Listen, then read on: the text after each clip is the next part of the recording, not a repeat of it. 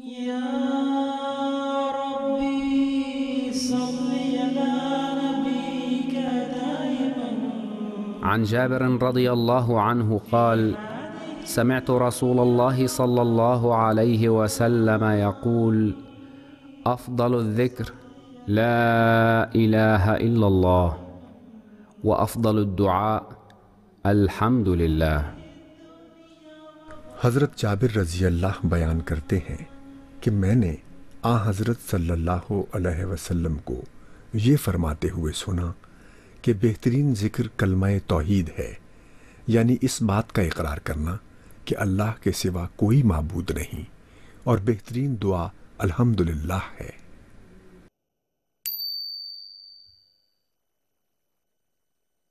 रमदान मुबारक, रमदान करीम, रमदान मुबारक, रमदान करीम, रमदान मुबारक, रमदान करीम, रमदान मुबारक, रमदान करीम।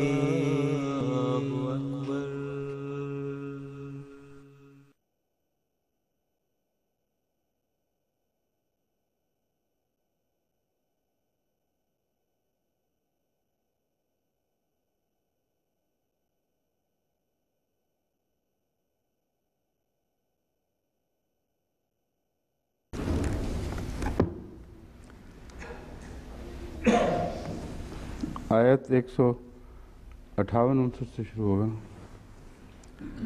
आऊज़ु बिल्लाहि मिनश शैतानिर रजीम, बिस्मिल्लाहिर रहमानिर रहीम। इन्नल्लज़ीना तवल्लव मिनकुम यौमल तक़ल जमआन इन्नमा इस्तज़ल्लहुमुश शैतानु बिबअदि मा कसबू वलक़द अफ़ल्लाहु अन्हुम इन्नल्लाह गफ़ूरुन हलीम।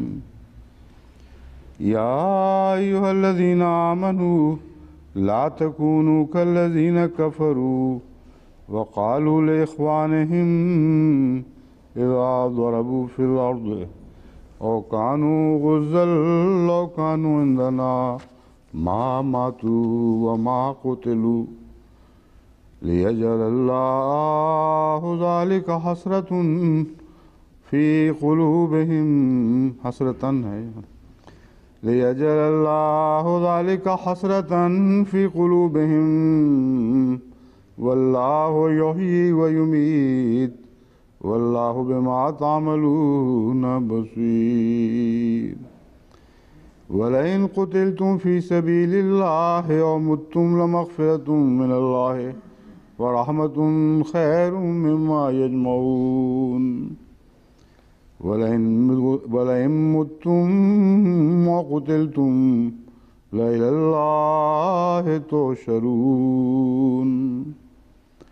फबिमा रहमतिन मिनल्लाहि लिन्त लहुम वलौ कुन्त फ़ज़्ज़न गलीज़ल क़ल्बि लन्फ़द्दू मिन हौलिक फ़अफ़ु अन्हुम वस्तग़फ़िर लहुम वशाविरहुम फ़िल अम्र फ़इज़ा अज़म्त फ़तवक्कल अलल्लाह इन्नल्लाह युहिब्बुल मुतवक्किलीन।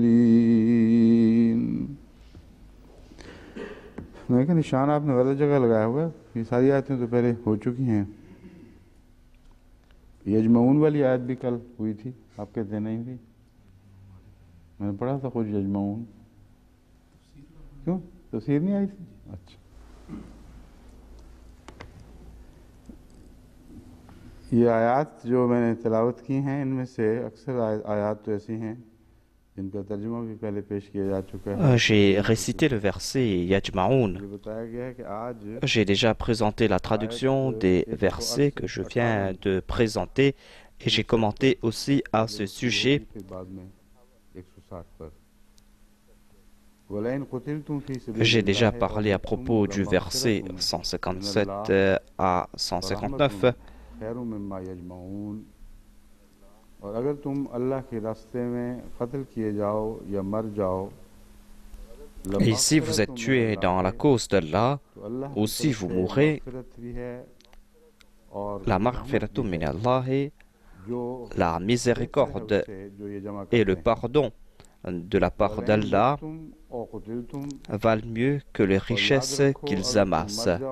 या कत्ल किए जाओ Ola in muttum aw qutiltum, que vous mouriez ou que vous soyez tués, la ilallahi tuhsharun.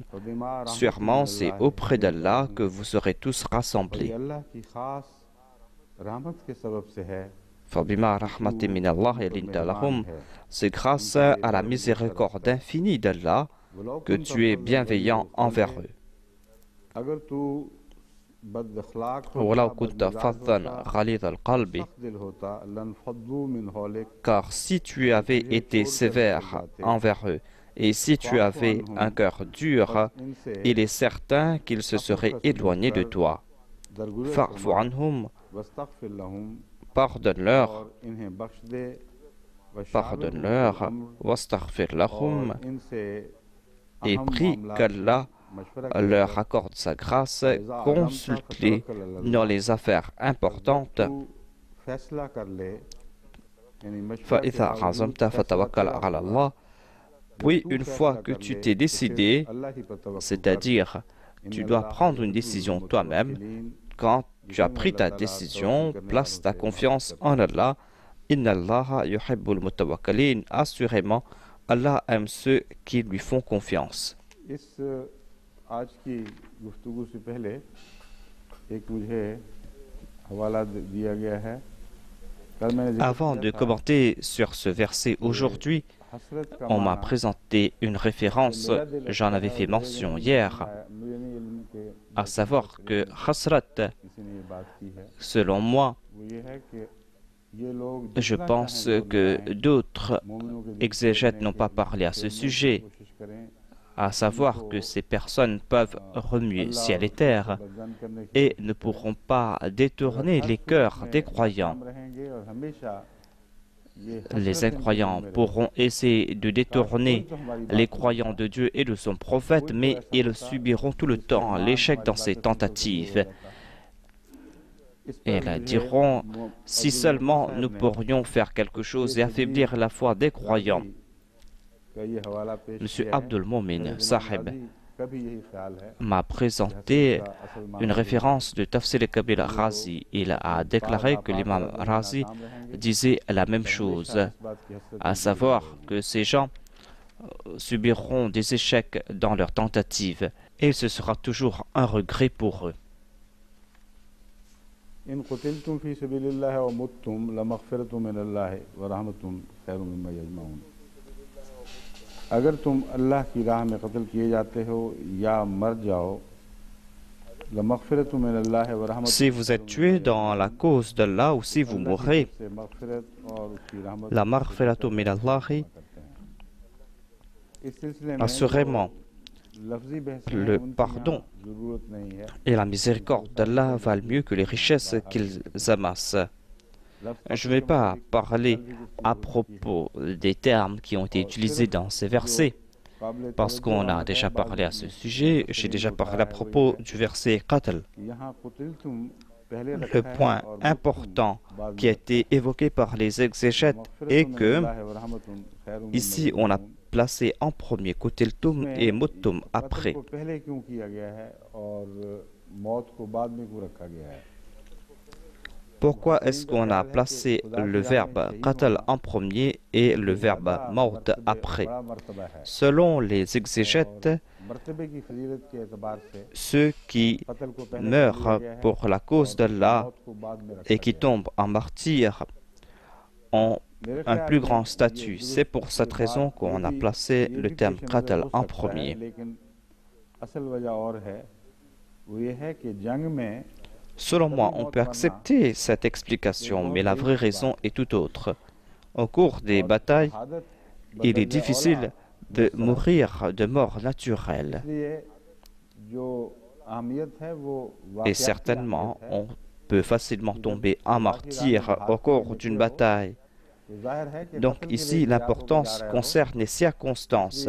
Quant à ceux qui sont sortis pour la cause d'Allah, pour le djihad, certainement, ils vont être tués et il n'est pas question ici de mort naturelle.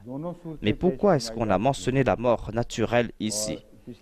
Tout simplement parce qu'auparavant, il a été dit « Darabtum fil ard » et on a présenté ces deux aspects.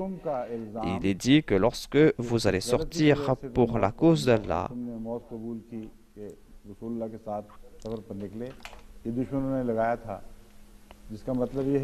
il y a certaines personnes qui sont sorties pour accomplir le voyage avec le saint prophète.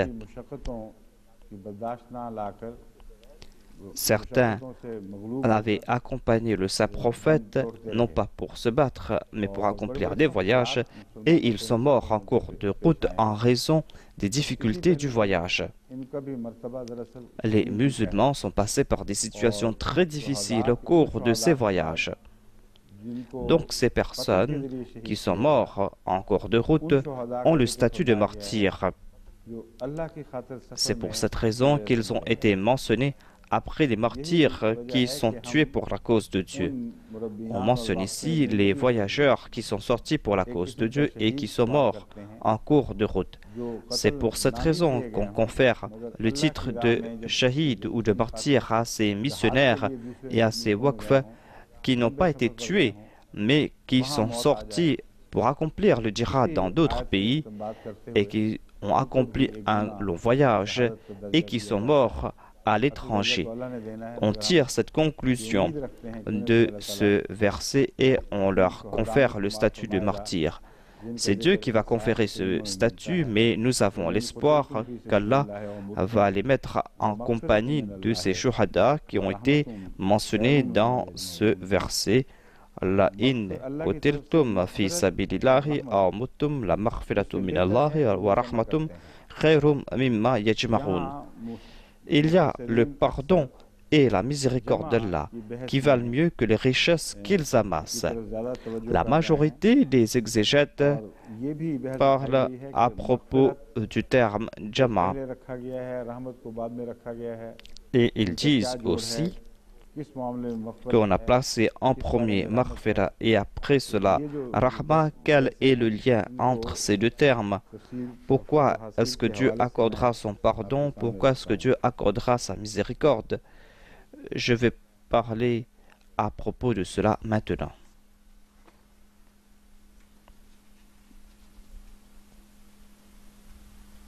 अल्लामा राजी इस आयत पर मजमूई बहस करते हुए फरमाते हैं, इसमें मुनाफिकों के शुबह का जवाब दिया गया है.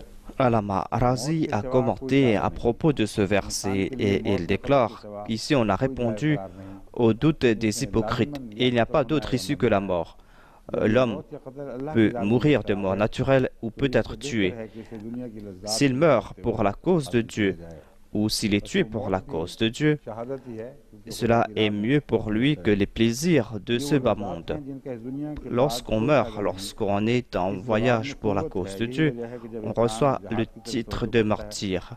Les plaisirs de ce bas monde n'ont aucune valeur face à ces titres.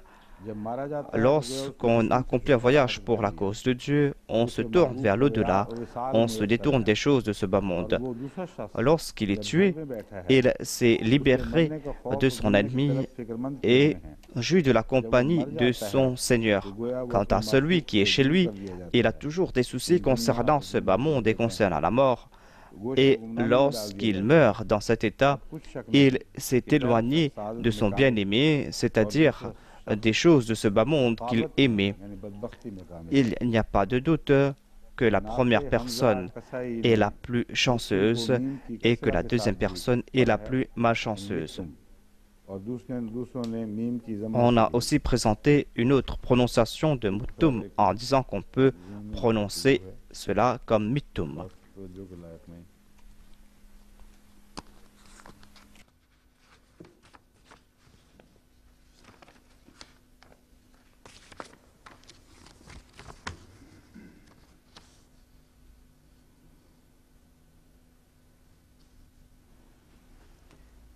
लमग़फ़िरतुन इब्न अतिया ने कहा है कि लमग़फ़िरतुन के लफ्ज़ से इशारा है मौत या कत्ल की तरफ। इस मौत और Ibn Atiyya a déclaré que la maghfiratun donne une indication de la mort naturelle ou du fait d'être tué. Maghfiratun a été évoqué ici en raison du fait que le croyant a peur du châtiment, et Rahma en raison du fait qu'il a accompli de bonnes œuvres et sera récompensé. Ibn Atiyya a déclaré que la maghfiratun concerne à la mort naturelle et le fait d'être tué.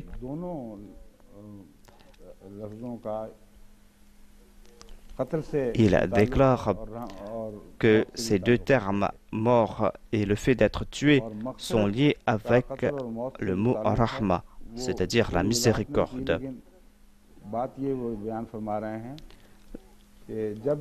Il n'a pas expliqué cette relation, mais il est en train de dire ici que lorsque l'homme est tué, ou lorsqu'il meurt de mort naturelle, la première question qu'on pose est sa maghfira, s'il a été pardonné par Dieu. S'il n'est pas question de pardon en premier, il ne sera pas question de miséricorde.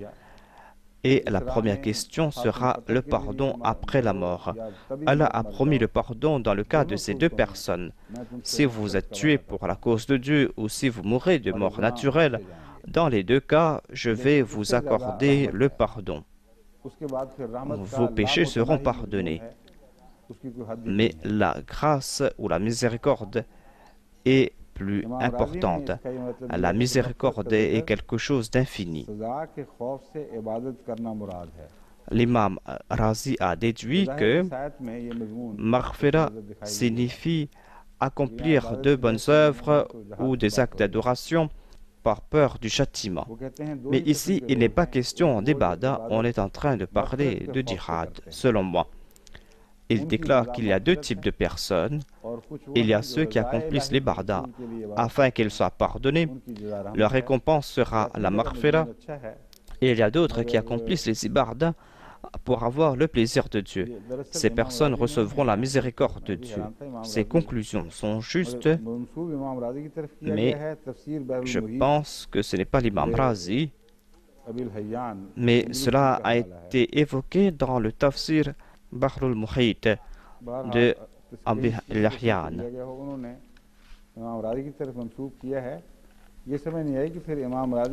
En tout cas, cela a été évoqué dans un commentaire et on a attribué ces commentaires à l'imam Razi.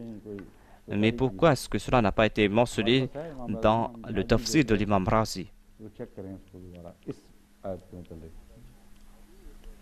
On va vérifier cela dans les commentaires de l'imam Razi.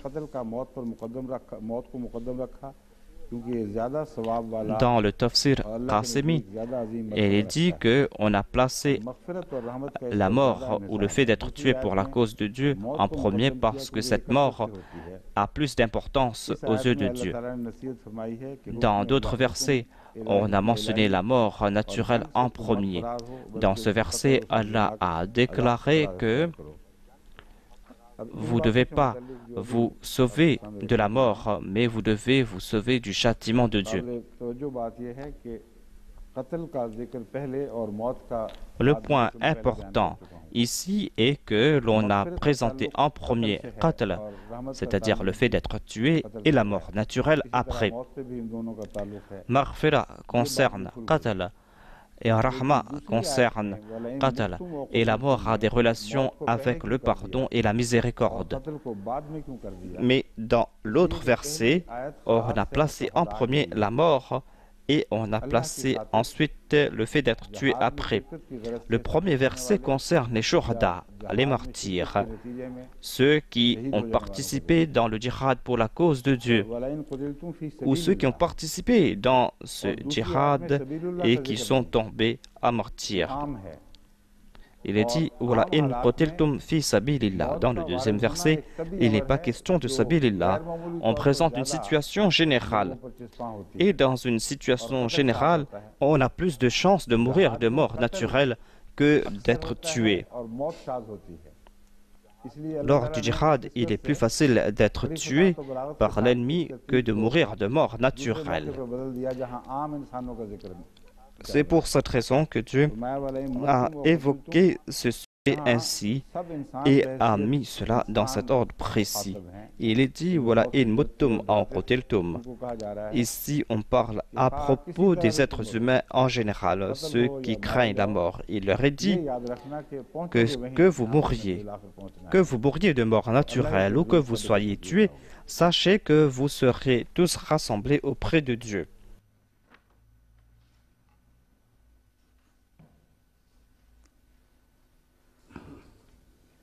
मिम्मा यजमाऊन की बहस में तफसीर बैल मुहीत में लिखा है कि यजमाऊन की तरफ इशारा Dans le tafsir Bahr al-Muhayt, sous le commentaire de Yajma'oun, il est dit que Yajma'oun a été mentionné ici car ceux qui veulent vivre sur cette terre sont avides des choses de ce bas monde et commencent à amasser des richesses ici bas sur terre. Il est dit à ces personnes que vous allez devoir laisser tout cela. Vous serez rassemblés tous auprès de Dieu. Vous allez laisser tout ce que vous avez amassé sur terre. Tôt ou tard, vous allez quitter cela, tel est le décret de Dieu, et vous allez partir les mains vides. Vous allez apporter avec vous uniquement de bonnes œuvres. Voilà le trésor que vous allez apporter avec vous. Voilà le sens de Yajma'oun.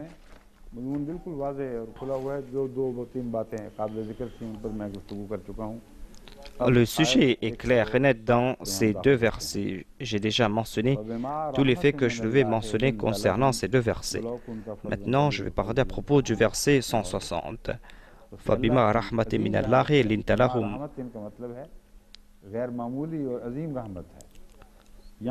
Et c'est grâce à la miséricorde infinie d'Allah. Ici, on est en train de parler à propos du fait que le saint prophète est le Rahmatul lil Alamin. C'est là un état permanent du saint prophète Mohammed paix soit lui. Tout cela n'est pas le fait du hasard. Le Saint-Coran déclare que nous avons fait de toi une rahma pour le monde, une miséricorde pour le monde entier, non pas uniquement pour les croyants, non pas uniquement pour les Arabes, mais pour tous les peuples du monde, pour tout être créé. Alamin concerne tous les mondes, toutes les époques. Seul un ignare va limiter le sens de rahma à la bataille d'Uhud. De tels ignares sont présents sur cette terre et sont peut-être décédés, et je vais en faire mention de ces ignorants. Il est dit dans ce verset, c'est grâce à la miséricorde infinie d'Allah que tu es bienveillant envers eux. Ensuite, il y a le mot linta. Cela veut dire qu'il n'est pas uniquement bienveillant envers les croyants, le saint prophète est bienveillant envers les kafirs et les munafiqs, car Rahmatul lil Alamin concerne tout être créé. C'est pour cette raison que les sujets de l'inta concernent tout être créé. Le saint prophète est bienveillant envers tout le monde. Ensuite, il est dit Wala kunta fadhan ghalid al-qalbi. Mais si tu étais sévère, si tu avais un mauvais comportement envers eux, fadhun concerne cette eau qui est nauséabonde, une eau qui est liée avec les sucs digestifs qu'on trouve dans la panse d'un chameau. Et lorsqu'un voyageur se trouve en grande difficulté, lorsqu'il n'a plus d'eau pour consommer, lorsqu'il n'a pas de moyens pour trouver de l'eau, il consomme cette eau qui se trouve dans la panse du chameau. Allah a préservé cette eau dans sa panse et il est contraint d'en consommer cette eau. Puisque cette eau a été conservée pendant longtemps, puisque cette eau a été conservée dans cette panse, elle est certainement nauséabonde, elle est certainement âcre et acide. C'est le dernier moyen pour sauver sa vie, mais c'est un moyen désagréable. Dans la langue arabe, on fait l'analogie entre un mauvais caractère et cette eau nauséabonde et âcre. La personne dont le caractère est toujours âcre et qui est toujours en colère et qui ressemble à cette eau nauséabonde, cette eau peut sauver la vie. On peut se contenter de la compagnie de ces personnes, mais les gens se sauvent de ces personnes. Et tant qu'on n'est pas contraint de le faire dans des situations extrêmes, on n'est pas prêt à boire de cette eau nauséabonde. C'est pour cette raison que ce n'est que dans des situations de contrainte extrême qu'on se tourne vers de telles personnes. Dans la majorité des cas, on se détourne de ces personnes de mauvais caractère. Ce n'est que dans des situations de contrainte qu'on se tourne vers de telles personnes. Ce n'est que lorsqu'on est obligé de les rencontrer qu'on part les rencontrer. Il est dit ici que, si toi tu n'étais pas une rahma, mais tu étais comme ces personnes de mauvais caractère. C'est-à-dire, on a présenté ici les deux extrêmes. D'une part, il y a la rahma, et d'autre part, il y a la fadha. Si tu étais fadhan ghalid al-qalbi, si tu étais sévère, si tu avais un cœur dur, il y a une différence entre cela. Il y a certaines personnes qui sont dures ou certains peuples qui sont durs. Même les personnes bienveillantes parmi eux sont dures. Il y a d'autres peuples qui sont doux et amènes, mais il y a aussi des personnes de mauvais caractère parmi ces peuples. Il y a ces peuples qui vivent dans les régions montagneuses et dans des déserts et qui ont une vie dure. Ces personnes ont la dureté au cœur.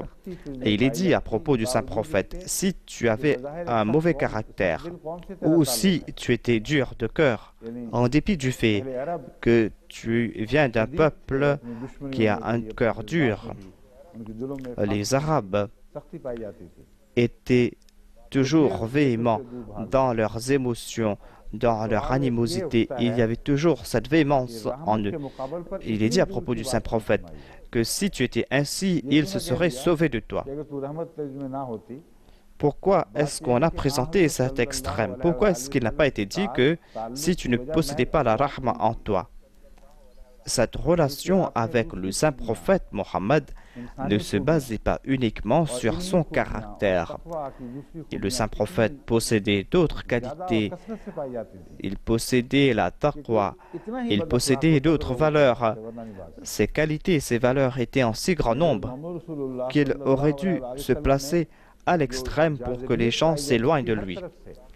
C'est-à-dire, le saint prophète Mohammed Mustafa sallallahu alayhi wa sallam possédait un caractère attirant. Son caractère était si attirant que personne ne pouvait s'éloigner de lui.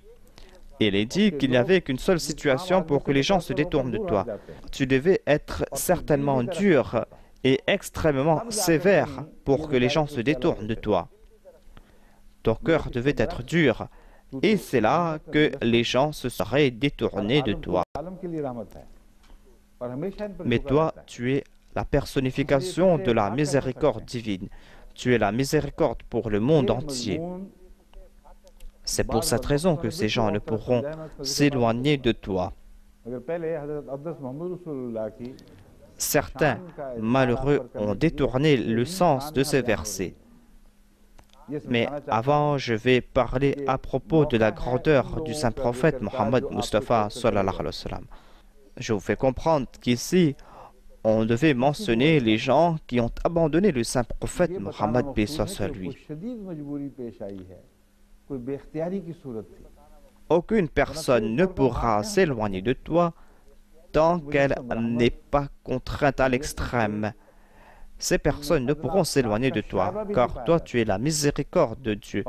Tu es la personnification de la miséricorde divine. Et tu es toujours doux et amène. Ce n'est pas facile de t'abandonner toi. On est en train de mentionner ici la contrainte de ces gens. C'est pour cette raison qu'il est dit « Fa'fu anhum wastaghfir lahum » pardonne ces personnes. Elles n'ont pas commis une grande infamie. La situation était telle que ces personnes ont dû glisser et se détourner de toi. Ce n'est pas parce que ces gens n'ont pas reconnu ta valeur qu'ils se sont détournés de toi. S'il en était ainsi, on aurait pu dire ici « Fa'fu anhum wastaghfir lahum ». Il est impossible de présenter cette contradiction ici. On ne peut dire ici que d'une part tu possèdes ces grandes qualités et que ces gens n'ont pas reconnu ta valeur.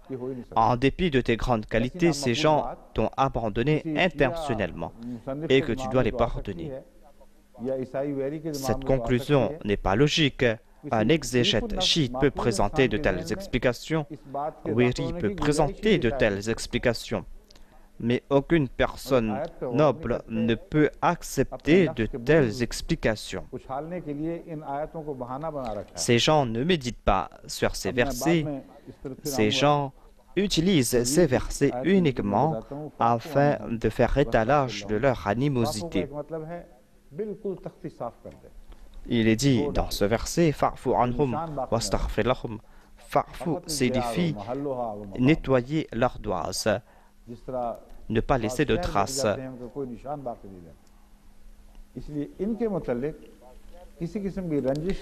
Par exemple, il y a des villes qui sont complètement anéanties, qui disparaissent complètement. Il est dit à propos du saint prophète qu'il ne doit pas laisser en son cœur aucune rancune à l'égard de ces personnes, car ce sont ses bien-aimés.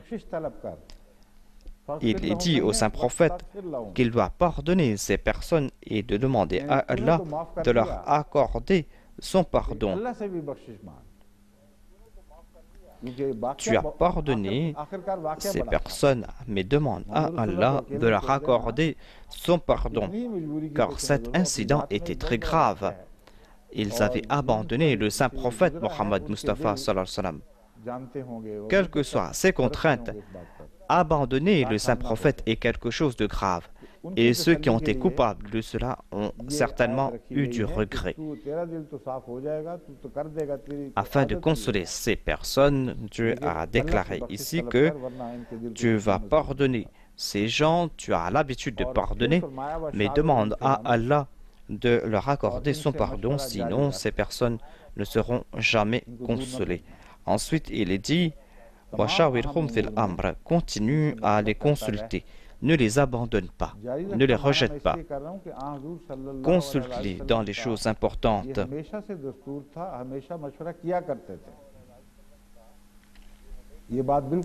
Tel était le comportement du saint prophète.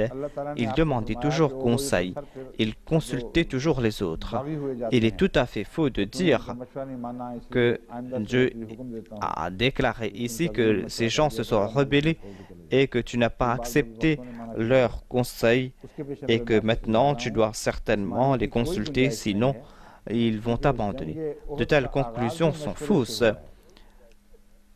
Ces versets ne présentent pas ces explications car la bataille d'Uhud a débuté avec des conseils et cette consultation, c'est en raison du fait que le saint prophète a accepté leurs conseils qu'il a souffert. Donc il n'est pas dit ici que tu ne dois pas accepter leurs conseils à l'avenir.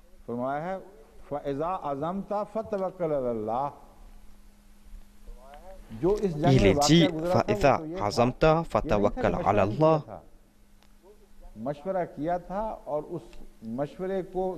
Il n'est pas dit ici qu'il n'y a pas eu de conseil. Le saint prophète a demandé conseil, mais le saint prophète n'aimait pas ce conseil. Et il avait dit qu'il ne voulait pas suivre ce conseil. Mais quand ses conseillers ont insisté à propos de leur avis, le saint prophète était si doux envers eux qu'il a accepté leur conseil. Il était contraint d'accepter leurs conseils, car il insistait trop et parce qu'ils étaient ses serviteurs et ses bien-aimés. Voilà le contexte que vous devez avoir en tête. Il y avait des personnes qui n'avaient pas pu participer dans la bataille de Badr Il y avait beaucoup de jeunes qui sont venus après, qui sont venus de l'extérieur. C'était des nouveaux musulmans. Ces personnes ont entendu à propos de la bataille de Badr et voulaient participer dans ces batailles. La veille de la bataille d'Uhud, le saint prophète tint conseil. Il a demandé s'il allait se battre en se barricadant à l'intérieur de la ville ou s'il allait se battre sur le champ de bataille sur la plaine d'Uhud. Il y avait certains compagnons qui disaient qu'il devait se battre à l'extérieur. Le saint prophète Mohammed Mustafa et d'autres compagnons n'étaient pas de ce même avis et pensaient que la meilleure façon de se défendre, c'est de se barricader dans la ville. Dans cette situation, tous les habitants de Médine seraient unis et devaient aider les musulmans parce qu'ils devaient aussi protéger leur maison. Abdullah bin Ubay bin Saloul avait donné le même conseil, à savoir qu'on devait se battre à l'intérieur de Médine et ainsi nous tous nous allions nous battre ensemble. Telle a été notre tradition dans le passé. Nous nous battons à l'intérieur de la ville afin que tous participent dans cette bataille. Les enfants envoient des pierres, les femmes aussi envoient des pierres. On frappe les gens du haut des toits. Et Abdullah bin Ubay bin Saloul a dit que jamais Médine n'a subi d'échec. Lorsque les Médinois se sont battus à l'intérieur de la ville, ils n'ont jamais subi d'échec. C'était donc aussi le conseil d'Abdullah bin Ubay bin Saloul. Dans ce verset, on donne une indication concernant le fait que le saint prophète Mohammed Mustafa a pu prendre conseil. Il est dit que tu as pris conseil, tu as accepté leur avis, mais après cet incident, nous te donnons l'ordre. C'est toi qui dois prendre la décision finale. Et quand tu as pris ta décision finale, tu dois placer ta confiance en Dieu et non en les hommes, car tes décisions reposent sur l'ordre de Dieu. Ici, on trouve la réponse à cette doléance de certains qui disaient que nous n'avons pas le droit de présenter notre avis, car le saint prophète avait déclaré « Al-Amru kulluhu lillah ». Tout se trouve entre les mains d'Allah. Ici, il n'est pas dit le contraire. Tout se trouve entre les mains d'Allah.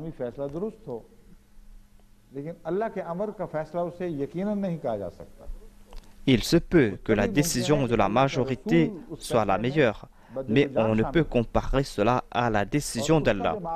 Pour que cette décision soit juste, il faut qu'il y ait le consentement du saint prophète. Il faut que le saint prophète soit convaincu que cette décision est bonne. C'est cette décision qu'on qualifie de décision divine. Si la majorité se met d'une part et que le saint prophète présente une autre décision, il est dit que toi, tu as le droit de prendre ces décisions. Le saint prophète peut abandonner leur décision et il doit placer sa confiance en Dieu, car c'est toujours Dieu qui le soutiendra. Et certainement, sa décision sera soutenue par Dieu et par les autres. Ce sujet est clair et est en accord avec le contexte de ce verset. Mais après cela, certains ont défiguré le sens de ce verset. Ensuite, il est dit « Inna Allah yuhibbul mutawakkilin ». Allah aime ceux qui placent sa confiance en lui. Ce n'est pas ici une simple promesse. Il est dit au saint prophète qu'il doit placer sa confiance en Dieu. Et le sujet de l'amour s'applique en premier au saint prophète Mohammed, paix sur lui. Et il est dit que lorsque tu as pris une décision pour la cause de Dieu et lorsque tu places ta confiance en Dieu, cela ne s'arrête pas là. Tu n'es pas uniquement en train de suivre une directive. Tu es le bien-aimé d'Allah et il ne va pas t'abandonner. Il n'est pas question uniquement ici de confiance. Allah aime le chef de ceux qui placent sa confiance en lui. Au début, on a utilisé le singulier. Mais en fin de compte, on a parlé à propos de la majorité et il est dit فَإِذَا عَزَمْتَ فَتَوَكَّلْ عَلَى اللَّهِ. Ô Muhammad, lorsque toi tu prends une décision, tu as le droit d'écouter les conseils, mais la décision sera la tienne. Lorsque tu as pris une décision, place ta confiance en Dieu. En tête de liste des mutawakkilin, il y a le saint prophète Mohammed Mustafa sallallahu alayhi wa sallam. Je vais maintenant commenter davantage à propos de ce verset. Est-ce qu'on a en quelques minutes de plus pour cette émission ou pas? लिंथा अकरबुल मवारिद और मुंजद से इसकी जो लुगाती बहस है वो ये है.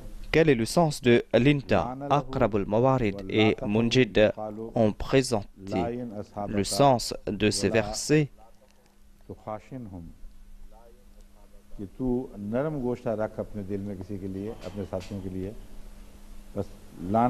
À savoir que tu dois être bienveillant envers tes compagnons.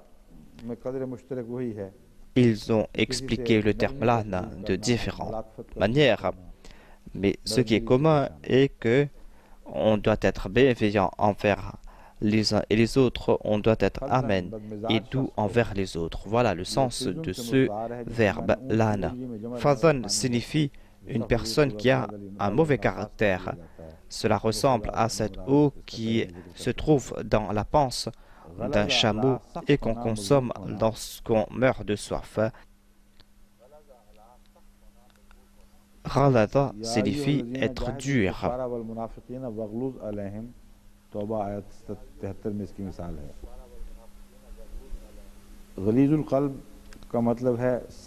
On a cité ce verset de la sourate At-Tawbah. Ghalid al-Qalb signifie être dur de cœur. Ghilza signifie la dureté. Istaghlada signifie une plante ou une pousse qui est en train de s'affermir.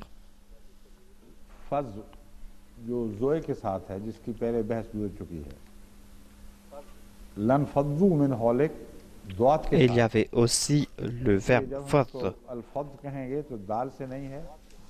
L'anfaddu min hawlik est avec la lettre doad. C'est la lettre doad qui est en question. Ici, certains prononcent la doad comme doa.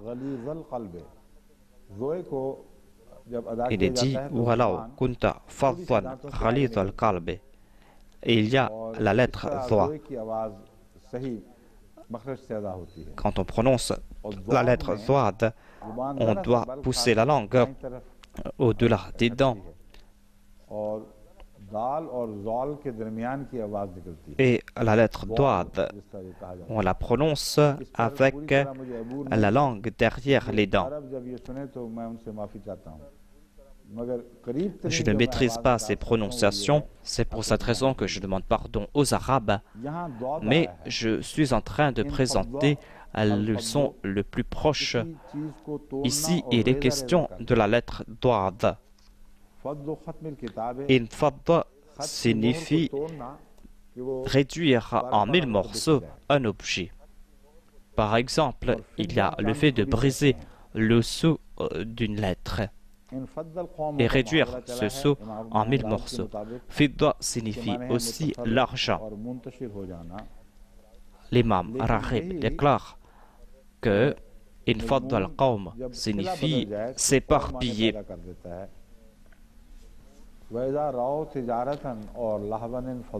Mais ce verbe peut prendre aussi d'autres sens. De la sourate Al-Jumma, Allah déclare: lorsque ces gens voient des commerces ou voient des divertissements, ces gens t'abandonnent alors que toi tu les appelles vers Dieu. Cela ne concerne pas la prière, mais cela concerne un moment au cours d'un sermon. L'anfaddu min hawlika signifie que ces gens se détournent de toi et s'éparpillent autour de toi et courent dans l'autre direction. Ces gens se séparent de toi et sont en train de se réunir ailleurs. Apparemment, on ne voit pas le sens premier du verbe fad, car fad signifie s'éparpiller, se diviser, mais lorsqu'on utilise la préposition min, cela signifie s'éparpiller de toi, c'est-à-dire se séparer de toi, te quitter, t'abandonner et se réunir ailleurs.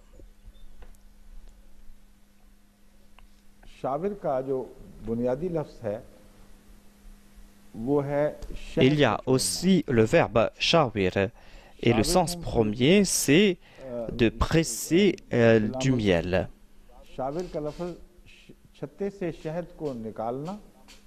Shawirhum fil amr signifie faire sortir du miel de ses rayons et épurer ce miel, séparer le miel de la cire et de le présenter.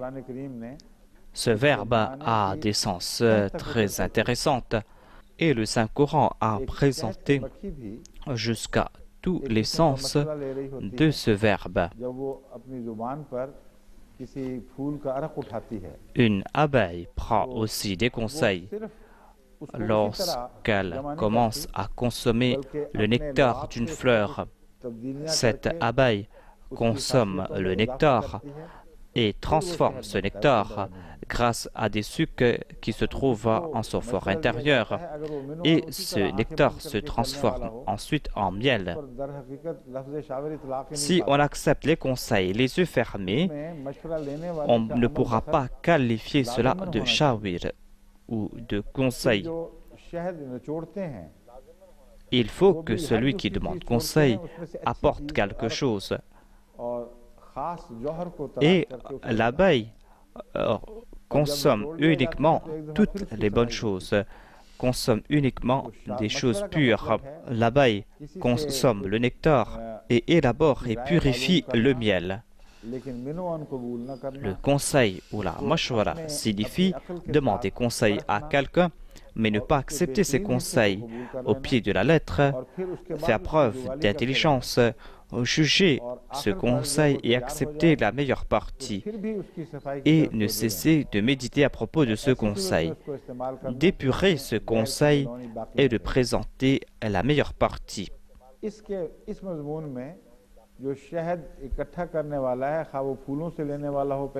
Dans tout ce processus de la collecte du nectar ou le fait de présenter le miel, celui qui est en train de jouer le rôle le plus important ici, c'est l'abeille.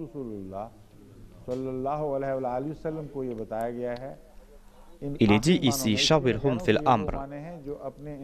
Et il est dit au saint prophète, sallallahu alayhi wa sallam, et on présente ici le sens le plus profond de ce verbe. Et il est dit au saint prophète qu'il doit demander conseil aux compagnons. Leurs conseils sont importants, mais tant que son avis n'accompagne pas ces conseils, il n'y aura pas de bonne décision. Il faut que tu présentes ton avis, et tant que tu ne présentes pas ton avis en tant que prophète, cet avis ou ce conseil n'aura pas d'importance. Il n'y aura pas de shifa, il n'y aura pas de guérison dans cette décision. Nous t'informons que tu devons agir ainsi en tant que prophète. Après avoir écouté tous ces conseils, tu dois méditer à ce sujet, tu dois juger le pour et le contre, et tu dois prendre ta décision. Après avoir pris cette décision, tu dois être brave et tu ne dois pas te soucier des autres.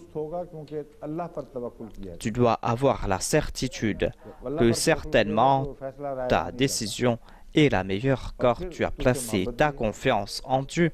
Puisque tu as placé ta confiance en Dieu, cette décision ne sera pas vaine. Et en plus de cela, les autres t'aiment. Maintenant, as-tu peur de quelque chose? As-tu peur des gens? As-tu peur de blesser les sentiments des gens? Dans certains cas, tu penches trop en leur faveur.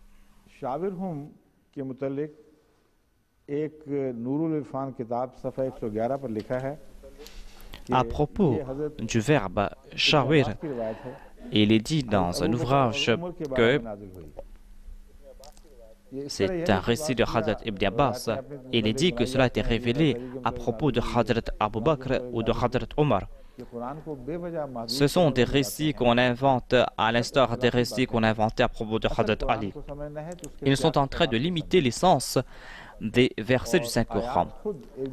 On doit comprendre le Saint-Coran et comprendre le Saint-Coran dans son contexte.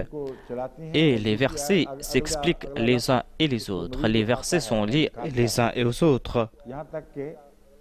Dans chaque prochain verset, on trouve des explications concernant les termes qui ont été utilisés dans le verset précédent. Et c'est un sujet qui s'ouvre comme une fleur. Et il n'est pas question ici de changer le sens de ce verset.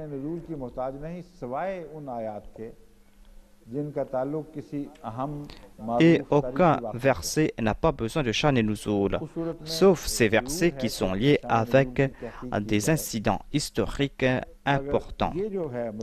Dans ces cas, on doit examiner la cause de la révélation de ce verset. Mais ici, on est en train d'extrapoler le sujet évoqué dans ce verset. Et cela n'est pas selon le contexte. Ici, j'ai dit pourquoi il est dit que le saint prophète doit demander conseil. Ici, il n'est pas mention de Hazrat Abu Bakr ou de Hazrat Omar. Peut-être que certains sunnites voulaient inventer des récits afin de contrer les chiites. Que signifie le verbe azama? Azama signifie remporter la victoire, faire des efforts.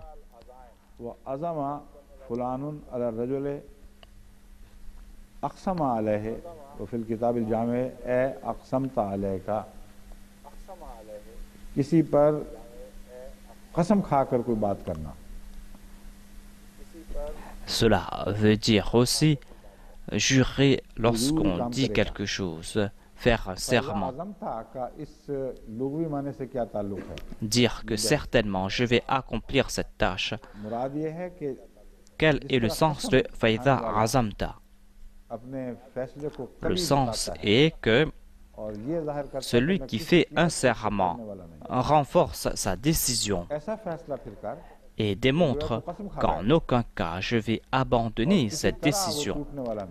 Prends une telle décision, fais comme si tu as fait un serment et que tu ne vas pas abandonner ce serment. Il y a la décision du prophète, une décision qui est ferme, qui est basée sur un serment, et certainement, il ne va pas vaciller concernant sa décision après cela. Tu as pris ta décision, place ta confiance en Dieu et agis maintenant selon la décision que tu as prise.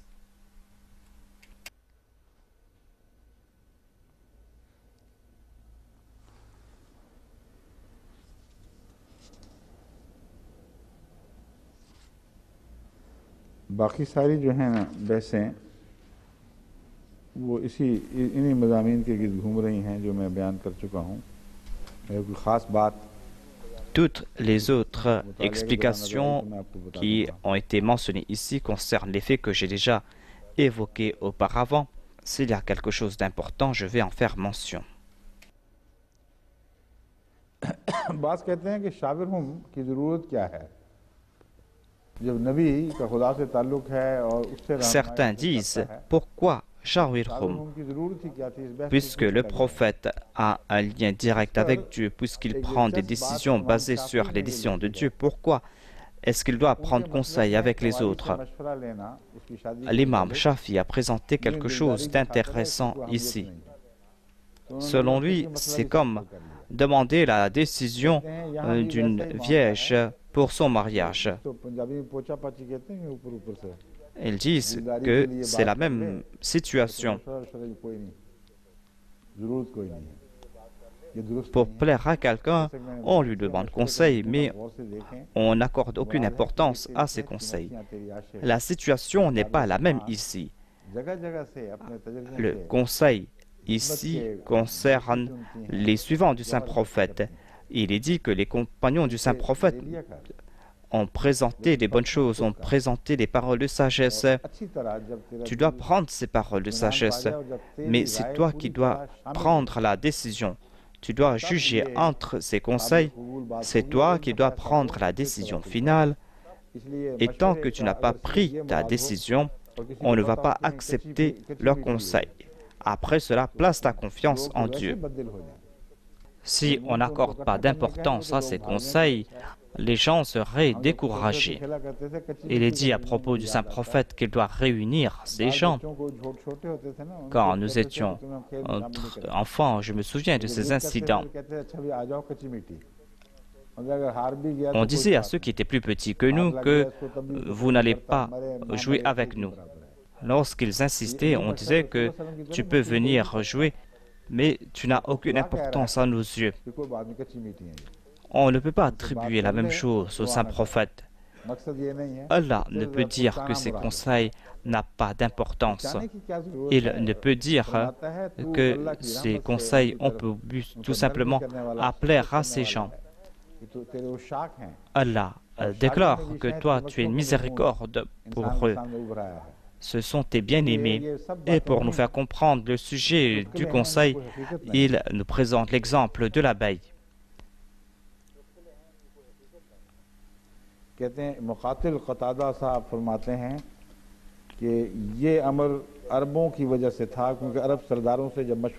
Muqatil déclare que c'est là une tradition des Arabes, car si on ne demande pas conseil aux Arabes, cela les tourmentait.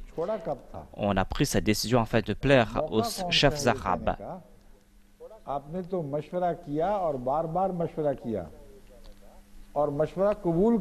Le saint prophète Mohammed lui a demandé conseil à plusieurs reprises. Il a accepté leurs conseils. Et lorsqu'il a accepté ce conseil, il y avait certains dangers et le saint prophète avait évoqué ces dangers, mais il y avait certains qui ont insisté et lorsqu'on est sorti sur le champ de bataille, ces appréhensions se sont transformées en dangers réels. Si le saint prophète n'avait pas placé 50 archers sur un mont, la décision de se battre sur une plaine ouverte aurait été mauvaise. Le saint prophète a ressenti ce danger et il a fermé la porte à ce danger. Il a subi ses pertes parce qu'il a accepté ses décisions.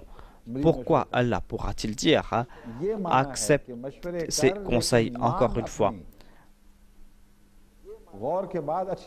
Voilà le sens. Il est dit que tu dois demander conseil, mais la décision, c'est toi qui dois la prendre. Et il n'est pas dit ici que tu dois accepter leur décision afin de plaire à ces gens.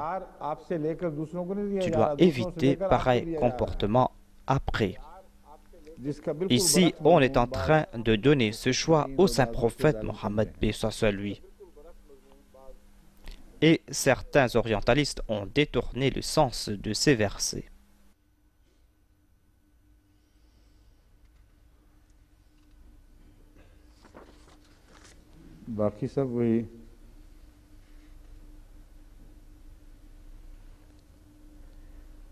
इमाम राजी कहते हैं फज़ और गलीजुल क़ल्ब में फ़र्क क्या है?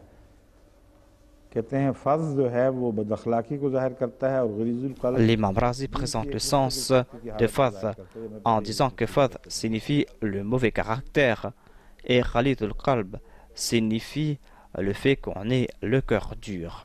एक नया नुक्ता इमाम तफसीर रूहुल मानी ने बयान किया जिससे मुझे इत्तफाक नहीं है. Il y a un nouveau point qu'on a présenté, un point que je n'accepte pas. Fadhan signifie, selon lui, se comporter de façon malveillante et Ghalid al-Qalb signifie, selon lui, la malveillance intérieure. Je n'accepte pas ces explications. Ghalid al-Qalb est un état permanent. On trouve cela dans certains peuples qui ont le cœur dur. En ce qui concerne la mauvaise humeur, le fait qu'on soit de mauvaise humeur, c'est une situation générale qu'on trouve partout qui peut être permanente ou temporaire. एक उम्दा माना ये पैदा किया है या मालूम किया है जो मौजूद था। Bahr al-Muhit a présenté un autre sens intéressant. Il est dit qu'après Fa'fu anhum wastaghfir lahum, il est dit Shawirhum. Cette parole est très appropriée.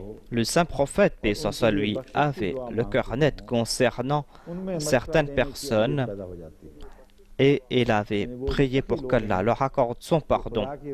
Ces gens ont le droit de donner des conseils au saint prophète. Ce sont des muttaqis, des personnes qui suivent le décret de Dieu. Ces personnes sont aptes à donner conseil, c'est-à-dire ne demande pas conseil aux autres, demande conseil à ces gens purs, ces gens à propos de qui tu as le cœur net, ces gens à propos de qui tu as déjà demandé pardon à Dieu. Voilà les gens qui méritent le fait que tu leur demandes des conseils. C'est un sens très intéressant qui a été présenté par le Tafsir Bahr al-Muhit. Certaines personnes déduisent que Fil Amr signifie uniquement la guerre ou des situations de guerre, mais cela n'est pas approprié. Ils ont lié ce sens du verset avec une situation spécifique et cela est inapproprié. Le Saint-Coran concerne le monde entier. Ces versets concernent toute situation et on ne peut pas limiter le sens de ce verset à une situation ou un événement spécifique. Certains disent que cela concerne les conseils concernant la foi. Dans le tafsir de Qasimi ou dans le tafsir de Mohammed Qasimi, il est dit que tu dois leur demander des conseils concernant les choses de la religion ou de la foi. Parce qu'une fois, le saint prophète a dit à ses compagnons que vous êtes des savants concernant les choses de ce bas monde. Cela concerne cet incident lorsque certains cultivateurs étaient en train de préparer des dattiers. Ils étaient en train de suivre leur pratique et le saint prophète, paix soit lui, a regardé ces plantes et a dit « Pourquoi est-ce que vous êtes en train de changer leur emplacement ?»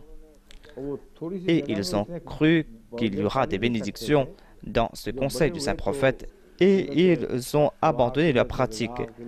Leurs arbres n'allaient pas pousser dans cet endroit. Et ces plantes sont mortes parce qu'il n'y avait pas assez d'eau, parce qu'il n'y avait pas assez d'air ou de nutriments. Ces personnes s'en sont plaintes au saint prophète, paix soit lui. On déclarait que nous avions accepté votre décision et voilà ce qui s'est passé. Le saint prophète a déclaré que moi, je suis un prophète de Dieu, j'ai été envoyé pour la religion. Vous êtes des cultivateurs, vous maîtrisez mieux l'agriculture. Vous auriez dû me dire que, ô prophète de Dieu, il n'en est pas ainsi, mais il en est ainsi. Certains Ahmadis aussi dépassent les limites dans certains domaines. Des fois, je n'ai pas en tête tous les aspects et me demandent un conseil. Et moi, je leur donne un conseil selon la situation que j'ai en tête. Au lieu de me dire que la situation a changé après, ou qu'on pouvait faire quelque chose de plus et qu'il y avait d'autres aspects, dans certains cas, ces personnes suivent cette décision et subissent des pertes. Cela s'est passé rarement, mais cela se passe quand même. Je dis à tout le monde que lorsque vous donnez des conseils ou demandez des conseils, vous devez avoir en tête tous les aspects. Si vous n'êtes pas prêt d'accepter une décision et que vous avez des preuves que cette décision n'est pas bonne, vous devez présenter ces arguments. Ce n'est pas bien d'accepter une décision quand on a des appréhensions au cœur, quand on pense qu'on a négligé certains points. Hadrat Muslim Maud a donné un ordre permanent à l'Anjuman. Il déclare que dans certains cas, je prends une décision. Cela ne concerne pas le monde, mais cela concerne aussi les choses qui concernent la foi. Il déclare que je ne me souviens pas, dans ces cas, que dans des situations similaires, j'ai pris une autre décision une décision contraire et il y avait certaines raisons. Et vous savez que j'ai pris cette décision ainsi auparavant. Et sans m'informer que j'avais pris une autre décision auparavant, vous acceptez cette nouvelle décision et vous créez ainsi une contradiction. C'est pour cette raison que je vous dis que lorsque je donne un ordre et que vous croyez que l'on doit reviser cette décision, vous devez présenter cette décision. Et tant que je ne prends pas une nouvelle décision, vous ne devez pas agir selon cette décision en fermant les yeux. Sauf dans d'autres cas où il ne peut y avoir de retard. Dans de quels cas, si on est contraint d'agir selon cette décision, on doit agir selon cette décision et m'informer immédiatement. Voilà donc le sens de ce hadith présenté par le saint prophète. Mais cela est en fait l'humilité du saint prophète Mohammed Mustafa sallallahu alayhi wa sallam.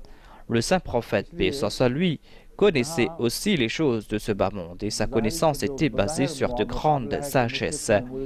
C'est pour cette raison qu'ici, apparemment, il y a une contradiction. Il dit que vous connaissez les choses de ce bas monde mieux que moi. Cela concerne ici les faits. C'est-à-dire, vous connaissez mieux certains faits concernant l'agriculture en raison de votre expérience. Et moi, je ne connais pas ces faits. C'est pour cette raison que cette décision peut être mauvaise. Mais si on présente les mêmes faits, il est impossible que le saint prophète Mohammed lui puisse prendre une mauvaise décision et que la décision d'une autre personne soit meilleure que la sienne. Ignorer certains faits est autre chose. Et ici, Alam concerne ces faits.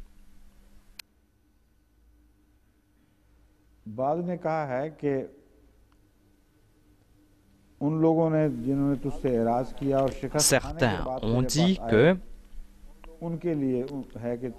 ces personnes qui se sont détournées de toi et qui, après l'échec, se sont tournées vers toi, tu dois leur accorder ton pardon.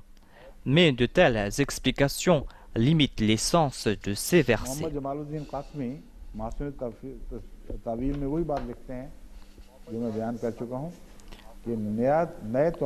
Jamaluddin Qasmi présente ces mêmes explications. Il a déclaré que cela ne concerne pas de nouveaux conseils. Tout le temps, le saint prophète, paix soit sur lui, a un conseil. Il a un conseil avant la bataille de Badr. Il a demandé conseil avant chaque grande décision. Il a même demandé conseil à ses épouses.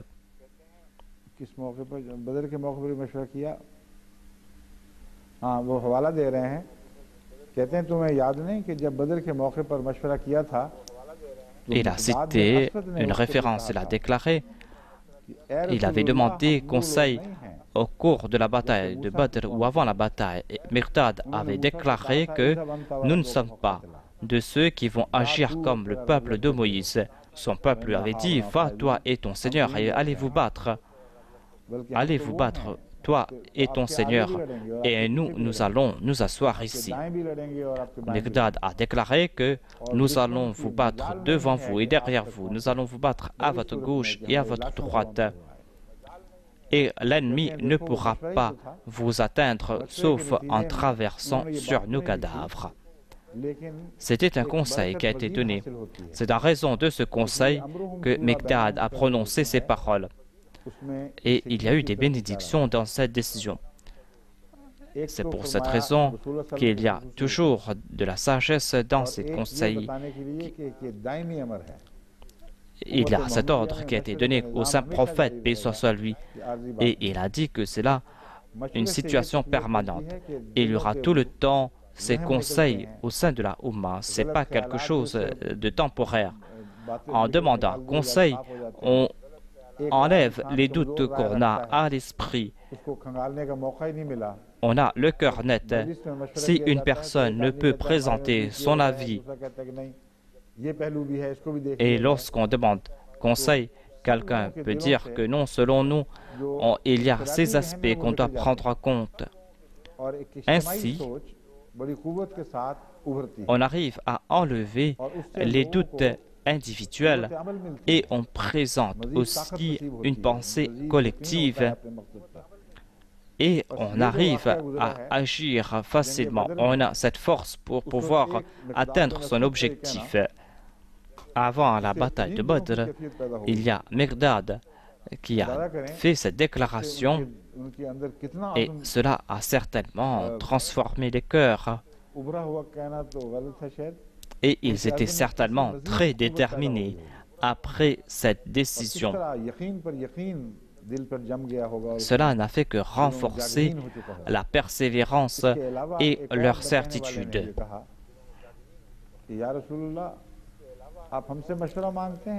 À part cela, il y a quelqu'un d'autre qui a déclaré au prophète d'Allah: vous demandez conseil à ces gens, alors que si vous nous demandez, nous allons sauter dans la mer et nous n'allons pas nous soucier de notre vie. Je suis en train de présenter cela parce que certains ont accusé les compagnons en disant qu'ils étaient des peureux, des couards, qu'ils avaient abandonné le saint prophète. Tout cela est complètement faux. Toutes ces personnes qu'on accuse ici avaient participé dans la bataille de Badr. S'ils avaient eu peur pour leur vie au cours de la bataille de Uhud, est-ce qu'elles n'avaient pas participé dans la bataille de Badr auparavant? Toutes ces accusations sont donc infondées.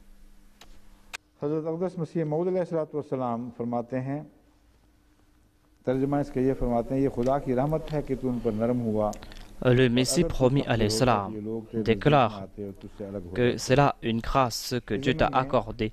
Si tu étais dur du cœur, ces gens se seraient détournés de toi.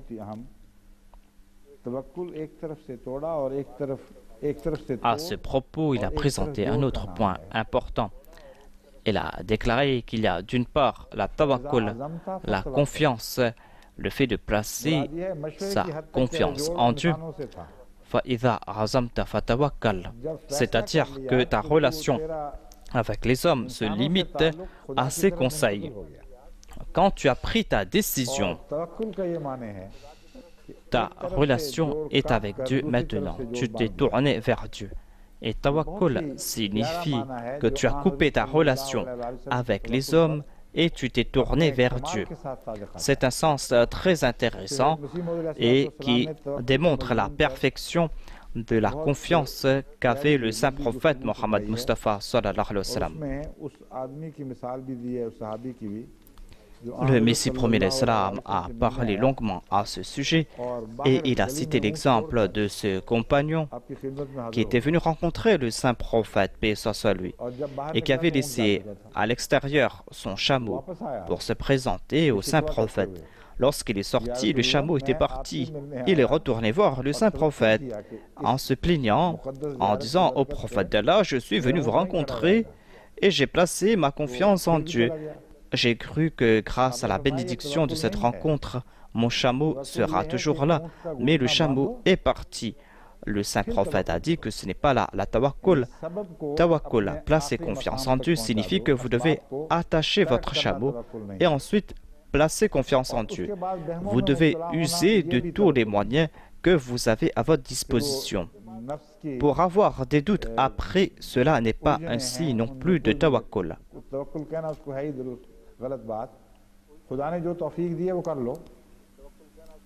On ne peut pas qualifier ses pensées et peurs de tawakkul. Laissez l'affaire entre les mains de Dieu. Et après avoir laissé l'affaire entre les mains de Dieu, si vous subissez des pertes, acceptez cette décision comme la décision du maître.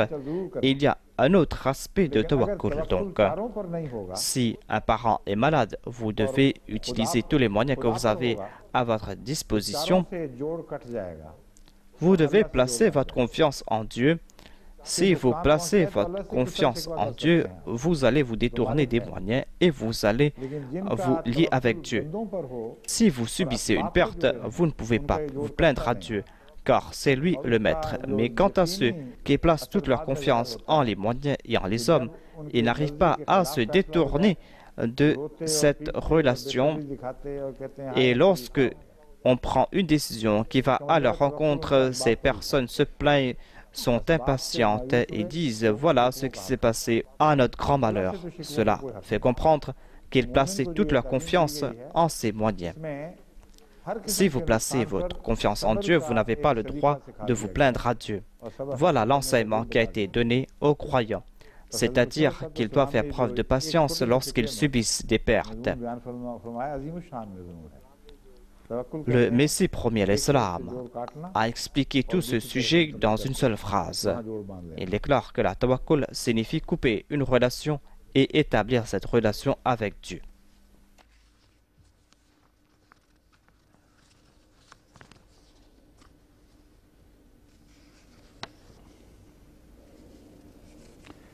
Uhud के मैदान में जंग का मशवरा देने वालों में Hadrat Hamza bin Abu Talib était de ceux qui avaient donné ce conseil que les musulmans devaient se battre sur le champ de bataille à Uhud.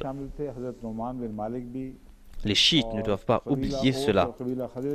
Hadrat Sa'ad bin Ubada était présent, Nouman bin Malik était présent. Les chefs des Aws et des Khazraj étaient aussi présents. मुअल्लफ़ा मोहम्मद बिन उमर वाक़दी उसमें से लिया गया है वाला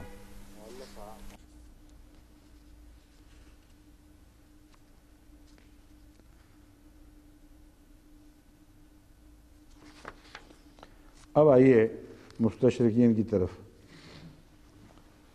कितने बजे तक है Nous allons maintenant nous tourner vers les orientalistes. Richard Bell ये लिखता है Il y a l'orientaliste Richard Bell qui écrit à ce sujet.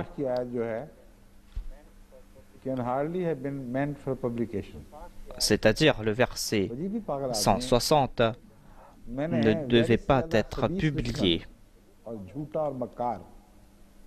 Je n'ai pas vu d'ennemi plus fourbe et plus menteur que Weri.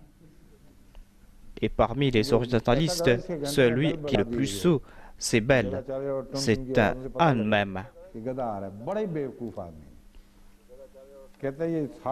C'est un sot. Et elle déclare qu'on n'aurait pas dû publier ce verset. C'est-à-dire le saint prophète, paix soit lui, a inventé ce verset. Cela démontre, selon lui, comment la situation était délicate après la défaite d'Uhud. Il est dit au saint prophète que sa première réaction, c'était de parler durement avec ses compagnons. Le verset est en train de présenter d'autres faits et il dit que la première réaction du saint prophète était qu'il devait être sévère envers les fautifs. Mais la miséricorde de Dieu l'a retenu et il a parlé avec bienveillance avec ses suivants. Il était dur de cœur selon lui et c'est Dieu qui l'a poussé à être bienveillant. Le verset est en train de présenter un fait contraire. L'orientaliste ajoute que Dieu lui demande de pardonner les fautifs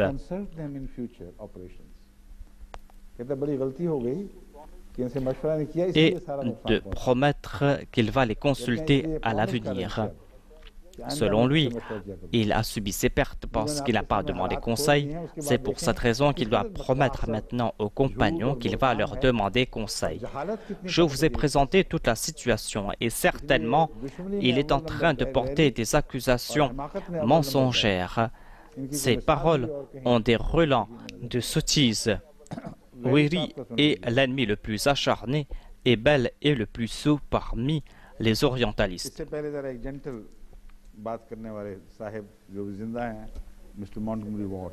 Et il y a avant cela les points de vue de M. Montgomery Watt qui est toujours vivant.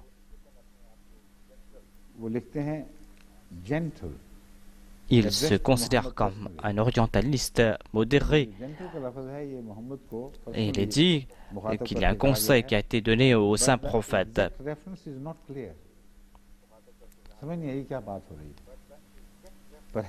Mais la référence n'est pas claire selon lui.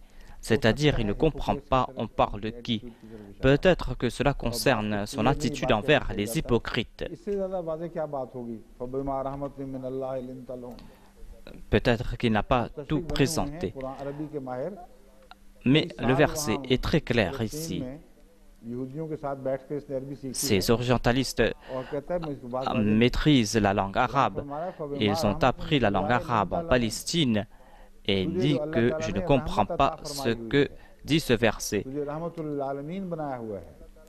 Allah déclare que Dieu t'a envoyé comme une miséricorde. Et c'est pour cette raison que toi, prophète, tu es toujours bienveillant envers eux. Et tu es toujours bienveillant jusqu'à présent.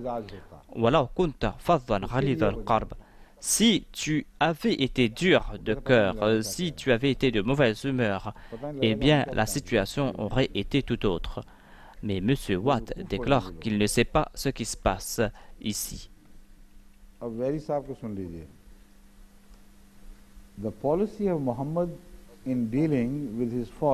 Écoutez ce qu'a à dire M. Wari. Il a déclaré que la politique de Mohammed envers ses serviteurs a été annoncée ici. La politique de Mohammed envers ses suivants est clairement énoncée ici et dans ce verset.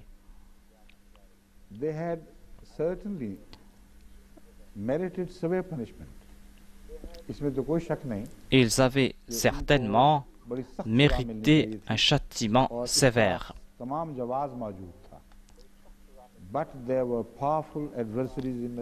Et ils auraient dû mériter ce châtiment. Mais ils avaient des adversaires puissants à Médine.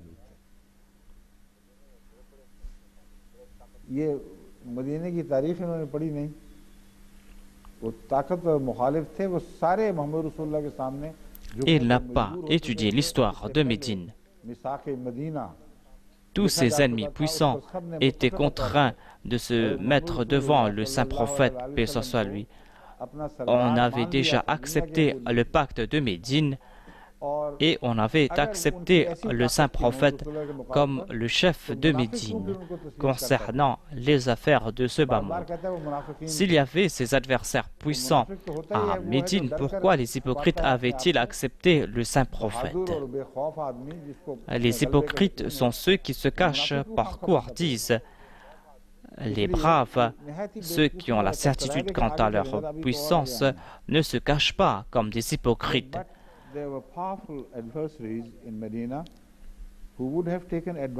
Il déclare aussi qu'il avait des adversaires puissants à Médine, des adversaires qui auraient profité de chaque occasion si le saint prophète avait châtié les coupables. Il déclare que si le saint prophète avait pris des mesures disciplinaires, il y aurait eu des réactions violentes. En sus de cela, selon lui,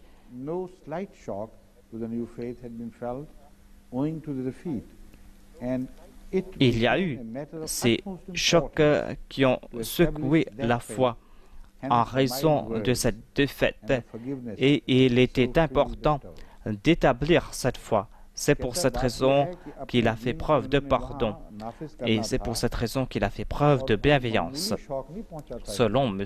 Watt, le saint prophète devait établir la foi et ce n'était pas un choc minime. La bataille de Uhud était un très grand choc. C'était quelque chose de grave. Et ils étaient sur le point d'abandonner le saint prophète, selon lui. Selon lui, Dieu a dit au saint prophète qu'il doit faire preuve de bienveillance et qu'il ne doit pas être sévère envers eux. Comme si le saint prophète a toujours été sévère envers ses suivants. Et qu'à présent, maintenant, il doit être bienveillant. Celui qui a lu ces versets du Saint-Coran comprend très bien la traduction. Mais que dire de ces malheureux qui critiquent le Saint-Coran? Ces gens sont en train de brûler dans leur feu. La bataille d'Uhud a profondément attristé nombre de personnes.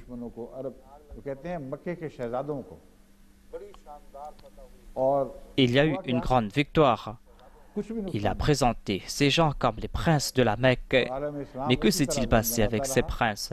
Ces gens n'ont pas pu nuire aux musulmans.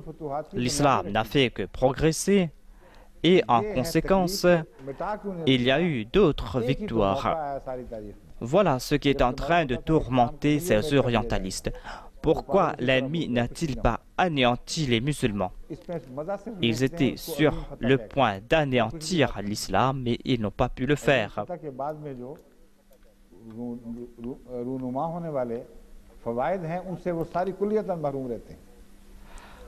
Les ennemis de l'islam se sont privés de toute victoire.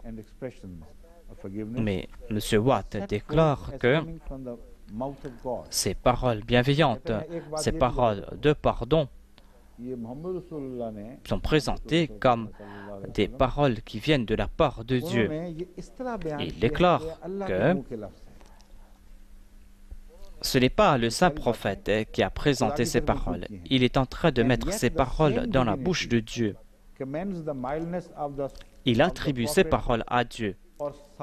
Et ce même Dieu demande au prophète d'être bienveillant.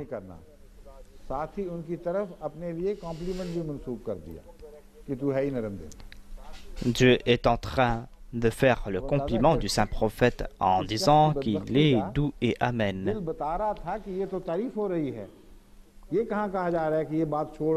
Le cœur de M. Watt témoigne très bien qu'on est en train de faire les éloges du saint prophète, paix sur lui, qu'il n'a pas été dit ici qu'il ne doit pas être sévère envers les musulmans. Mais il est en train de détourner l'essence de ces versets et déclare que cela prouve que le saint prophète était un grand politicien et n'avait pas de foi, et que c'était là un mouvement politique. Ce même Dieu, selon lui, demande au prophète d'être bienveillant. Certainement, il y a plus d'un politicien ici que d'un prophète.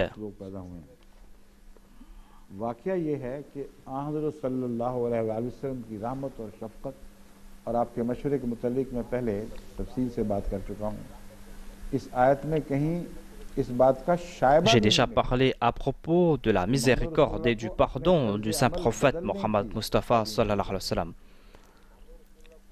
Il n'y a pas de doute que jamais le saint prophète n'a changé de comportement. Le plus sot qui comprend la langue arabe sait très bien que ici, il n'est pas dit que le saint prophète doit changer de comportement.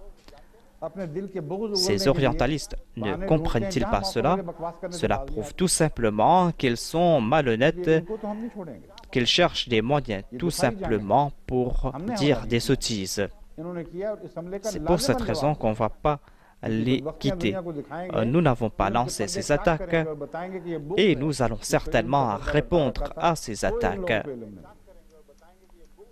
Nous allons montrer que tout cela n'est qu'hostilité et que ces gens n'ont aucune connaissance de ces choses. Aucune personne qui maîtrise la langue arabe ne peut dire que le saint prophète a attribué ces paroles à Dieu en disant qu'il doit changer de comportement et qu'il ne doit plus être sévère, sinon il va subir des pertes. Et d'autre part, il est en train de dire que Dieu est en train de complimenter le saint prophète en disant qu'il est un grand diplomate.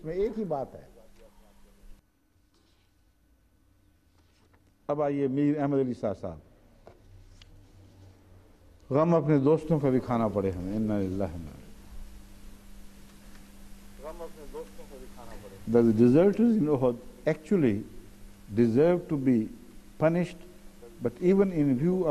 Les déserteurs au cours de la bataille d'Uhud méritent châtiment, mais en raison du pardon qui leur a été accordé, ils ne méritent pas le pardon.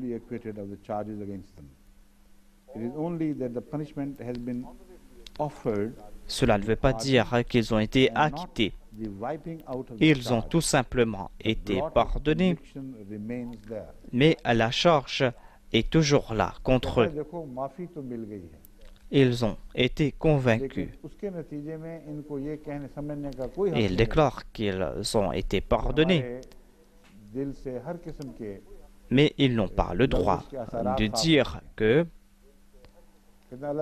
maintenant, il n'y a plus de conviction contre eux. Allah leur a accordé son pardon, mais ce point noir est toujours présent et personne ne pourra effacer cela. D'où vient ce point noir? Ce point noir, c'est leur hostilité. C'est comme si les chrétiens, d'une part, sont tourmentés parce que l'ennemi n'a pas pu remporter la victoire. Ils n'ont pas profité de leur victoire. Ils auraient pu faire disparaître complètement les musulmans. Mais ils n'ont pas pu le faire. Et ici, les chiites disent que les compagnons ont été pardonnés. Dieu aurait dû les repousser et accorder le califat à Hadrat Ali en premier. Ils disent que nous avons compris cela, mais Dieu n'a pas compris cela. Et la seule voie pour nous, c'est d'insulter ses compagnons afin que nous puissions avoir le cœur net, afin que nous puissions nous consoler. La raison pour le pardon, selon lui, il écrit que les gens ont certainement mérité un autre traitement, mais en raison de la miséricorde de Dieu, qui ne veut pas laisser les pécheurs dans leur état tant qu'ils ne se sont pas repentis, c'est pour cette raison que le prophète était bienveillant envers eux. Il accepte le fait que ce n'est pas la situation permanente du saint prophète. Selon lui, le saint prophète leur a accordé son pardon. Ils avaient commis d'autres fautes et d'autres erreurs, mais Allah leur a accordé son pardon et Dieu a demandé au saint prophète d'être bienveillant envers eux afin qu'ils puissent se réformer et qu'ils seront en fait châtiés en fin de compte. Le commentateur chiite déclare: sinon les gens ne se seraient pas tournés autour du saint prophète et il n'y aurait plus eu de salut pour l'humanité. Et il déclare que le saint prophète a été bienveillant. S'il n'avait pas été bienveillant, les gens se seraient détournés de lui et ce plan de Dieu pour le salut de l'humanité aurait tombé à l'eau.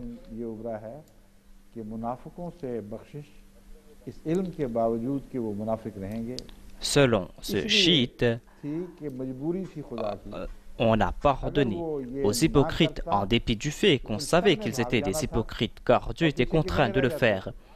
Si Dieu n'avait pas pardonné ces hypocrites, ils se seraient tous détournés de Dieu et il n'y aurait eu que 6 personnes en compagnie du saint prophète et le plan ne se serait pas accompli. Le plan pour la purification des hommes était placé sur les épaules des hypocrites selon ce chiite. Il n'y a pas plus grande ignorance. Dieu ne peut faire un tel plan. Tout cela démontre leur sottise et leur ignorance. Ils ne comprennent pas pourquoi est-ce qu'on a pardonné ces personnes. Ils disent que Dieu était contraint de le faire. Si ces hypocrites étaient partis, il n'y aurait eu que 6 personnes uniquement en compagnie du saint prophète et il n'aurait pas pu réformer les musulmans et le monde. C'est pour cette raison qu'il a utilisé les hypocrites pour accomplir son plan. Selon lui, ce verset est important pour démontrer la miséricorde du saint prophète envers les compagnons, en dépit de leur conduite la plus vicieuse.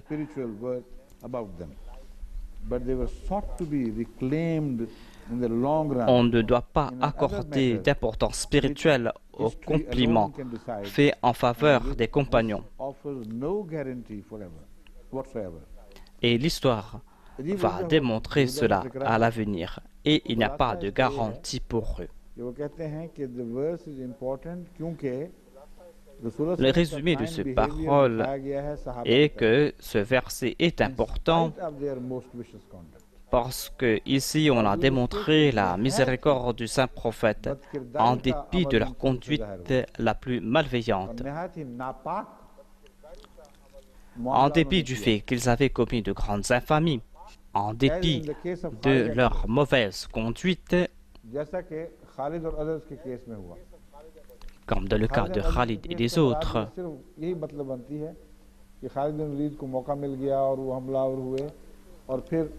Le cas de Khalid concerne tout simplement le fait que Khalid bin Walid a pu s'attaquer aux musulmans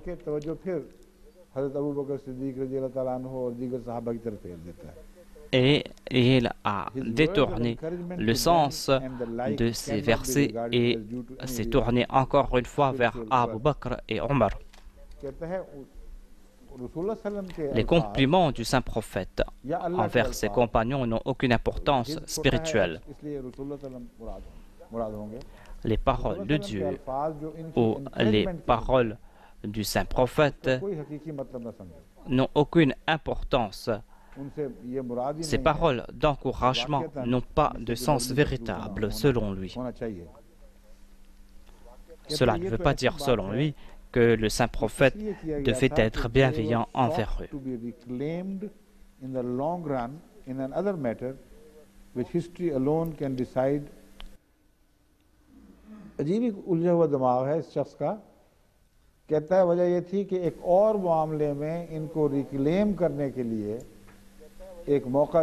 Et il déclare qu'il y a eu une autre situation où on a réclamé encore une fois ces compliments et l'histoire a démontré ce qui s'est passé. Ces personnes qui se sont sauvées au cours de cet incident ont été pardonnées, mais ils se sont sauvés encore une fois au cours des champs de bataille. Il